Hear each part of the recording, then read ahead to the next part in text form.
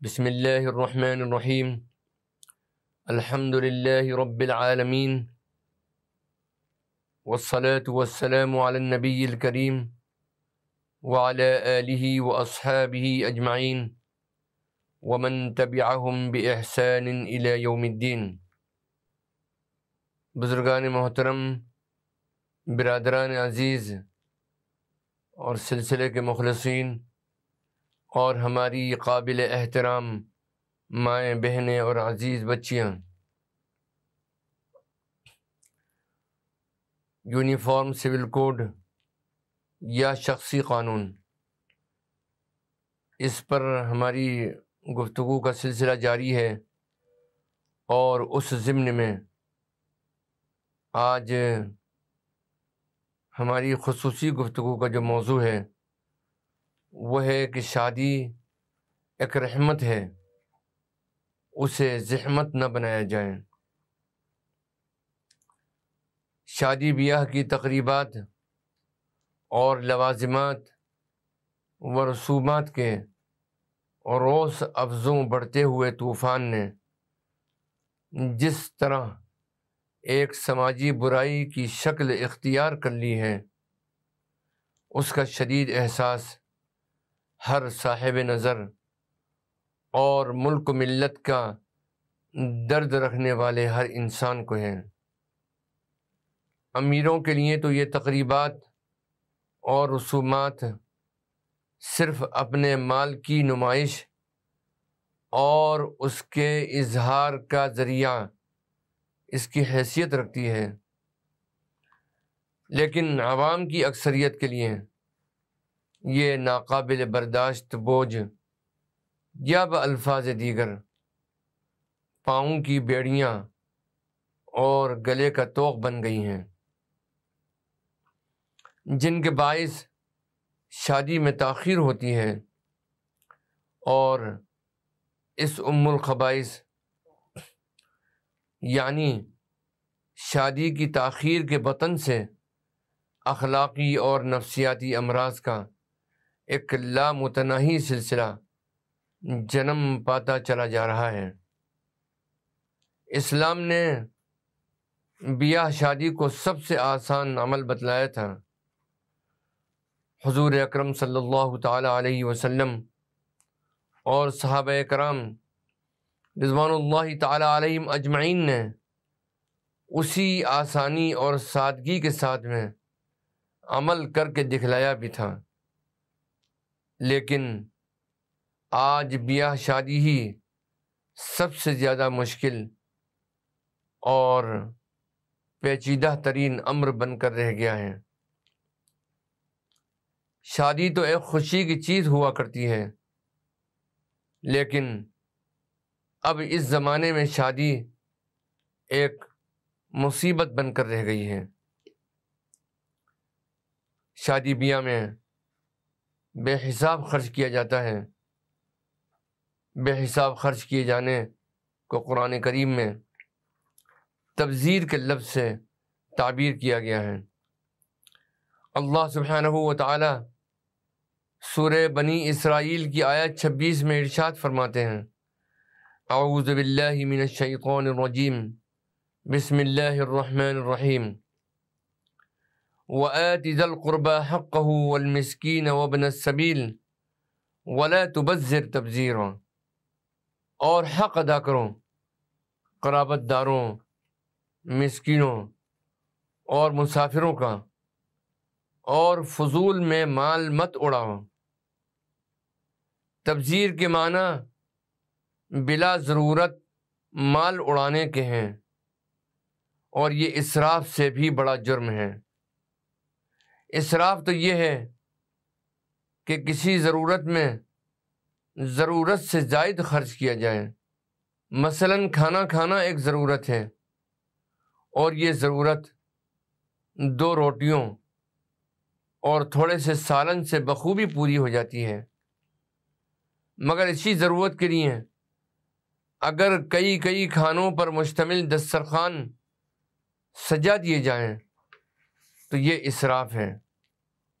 اسی طرح کپڑا انسان کی ضرورت ہے، جس کے لیے ایک دو جوڑے کافی ہیں۔ اب اگر الماریوں کی الماریاں طرح طرح کے جوڑوں اور پوشاکوں سے بھری پڑی ہیں تو یہ اسراف کے زمرے میں آئے گا۔ اسراف کے مقابلے میں تبذیر سے مراد ایسے بے تحاشا اخراجات ہیں جن کی سرے سے ضرورت ہی نہ ہو، مثلاً شادی بیاہ کی رسموں پر بے حساب خرچ کرنا، اور نام و نمود کے لیے طرح طرح کے مواقع پیدا کر کے ان پر مال و دولت کو ضائع کرنا، یہ تبذیر کہلاتا ہے۔ اللہ سبحانہ و تعالی نے سورہ بنی اسرائیل کی آیت 27 میں ارشاد فرمایا، ان المبذرین کانوا اخوان الشیاطین، یقیناً مال کو فضول اڑانے والے شیاطین کے بھائی ہیں۔ حضرت حکیم الامت حضرت تھانوی رحمۃ اللہ علیہ ارشاد فرماتے ہیں کہ صاحبو، ان رسموں نے مسلمانوں کو تباہ کر ڈالا ہے، اسی لیے میں نے منگنی کا نام قیامت صغریٰ اور شادی میں بارات کا نام قیامت کبریٰ رکھا ہے۔ ڈاکٹر اسرار احمد مرحوم ارشاد فرماتے ہیں کہ اصلاح الرسوم کے لیے واحد ممکن اور ٹھوس بنیاد صرف اور صرف اتباع سنت کا اصول ہے۔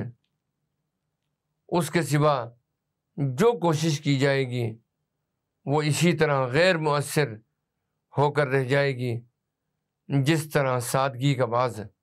اب سوال یہ پیدا ہوتا ہے کہ ہم نکاح میں برکت کے متلاشی ہیں، لیکن نکاح میں برکت آئے کیسے؟ ایک حدیث مبارکہ میں ہے، اور یہ روایت مروی ہے حضرت عائشہ صدیقہ رضی اللہ تعالی عنہا سے۔ اس روایت کو نقل کیا گیا ہے مسند احمد بن حنبل میں۔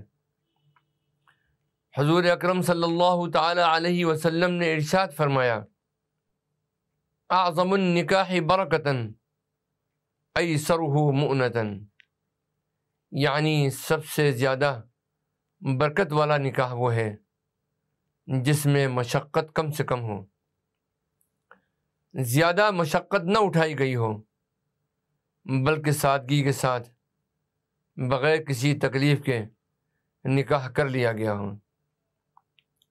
ایسے نکاح میں اللہ سبحانہ و تعالی زیادہ برکت عطا فرماتے ہیں، اور شریعت نے اسی نکاح کو جتنا آسان بنایا تھا ہم نے اس کو اتنا ہی مشکل بنا دیا ہے۔ آج نکاح کرنا ایک مشکل ترین امر ہے۔ سالوں اور مہینوں میں پہلے سے جب تک اس کی تیاری نہ کی جائے اور اس پر لاکھوں روپیہ خرچ نہ کیا جائے، اس وقت تک نکاح ہو ہی نہیں سکتا۔ دیکھیے حضور اکرم صلی اللہ تعالی علیہ وسلم کے عہد مبارک میں کس طرح نکاح ہوا کرتے تھے۔ حضرت عبد الرحمن بن عوف رضی اللہ تعالی عنہ مشہور صحابی ہیں اور عشرہ مبشرہ میں سے ہیں، یعنی ان 10 خوش نصیب صحابہ کرام میں سے ہیں جن کے بارے میں حضور اکرم صلی اللہ تعالی علیہ وسلم نے صراحت کے ساتھ میں خوشخبری دے دی ہے کہ یہ جنت میں جانے والے ہیں۔ یوں تو صحابہ کرام رضوان اللہ تعالی علیہم اجمعین کا حضور اکرم صلی اللہ تعالی علیہ وسلم سے بہت گہرا تعلق تھا، لیکن عشرہ مبشرہ وہ 10 صحابہ کرام ہیں جو اخص الخواص ہیں۔ ان میں سے ایک حضرت عبد الرحمن بن عوف رضی اللہ تعالی عنہ ہیں۔ حدیث شریف میں ہے کہ ایک مرتبہ یہ حضور اقدس صلی اللہ تعالیٰ علیہ وسلم کی مجلس میں حاضر ہوئے۔ آپ نے دیکھا کہ ان کی قمیض پر ایک زرد نشان لگا ہوا ہے۔ حضور اقدس صلی اللہ علیہ وسلم نے ان سے پوچھا کہ تمہاری قمیض پر یہ پیلا نشان کیسے لگ گیا ہے؟ جواب میں حضرت عبد الرحمن بن عوف رضی اللہ تعالی عنہ نے فرمایا، یا رسول اللہ، میں نے نکاح کیا ہے، نکاح کی وجہ سے میں نے خوشبو لگائی تھی، یہ اس خوشبو کا نشان ہے۔ آپ صلی اللہ تعالی علیہ وسلم نے ان کو دعا دیتے ہوئے فرمایا، بارک اللہ لک و علیک، اللہ تمہیں برکت عطا فرمائے۔ پھر فرمایا، اولم ولو بشات، ولیمہ کر لینا چاہے ایک بکری کے ذریعے ہو۔ یہ روایت صحیح بخاری اور صحیح مسلم دونوں میں مذکور ہے، اور امام ترمذی رحمۃ اللہ علیہ نے بھی اس روایت کو نقل کیا ہے۔ اب آپ ملاحظہ فرمائیں کہ حضرت عبد الرحمن بن عوف رضی اللہ تعالی عنہ مہاجر صحابہ کرام میں سے ہیں،